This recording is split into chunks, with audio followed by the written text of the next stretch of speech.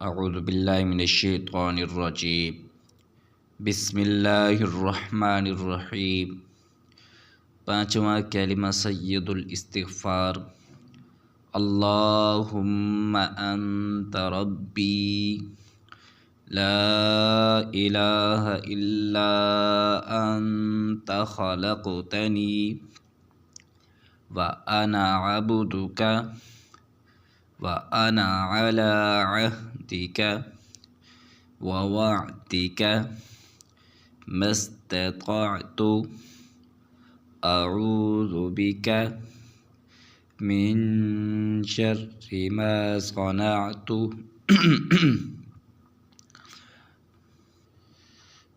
अबूउ लका बिनिअमतिका अलय्या व अबूउ बिज़ंबी फ़ग़फ़िरली फ़इन्नहु ला यग़फ़िरुज़्ज़ुनूब इल्ला अंत।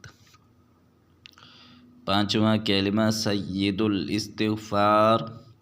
अल्लाहुम्मा अंत रब्बी ला इलाहा इल्ला अंत ख़लक़तनी व अना अब्दुका व अना अला अहदिका व वअदिका मस्ततअतु अऊज़ु बिका मिन शर्रि मा सनअतु अबूउ लका बिनिअमतिका अलय्या व अबूउ बिज़ंबी फ़ग़फ़िरली फ़इन्नहु ला यग़फ़िरुज़्ज़ुनूब इल्ला अंत।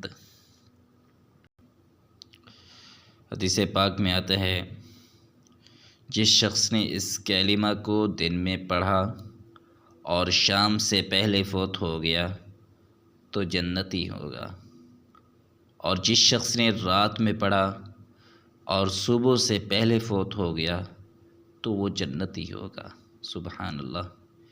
तो ये पाँचवा कलिमा जो है इसे याद करें और इसको सुबह शाम के अज़कार में शामिल कर लें।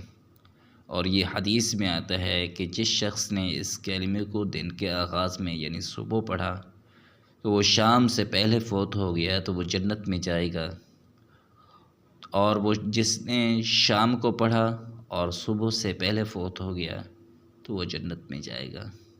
ये हदीस पाक है और ये सच है, हक़ है।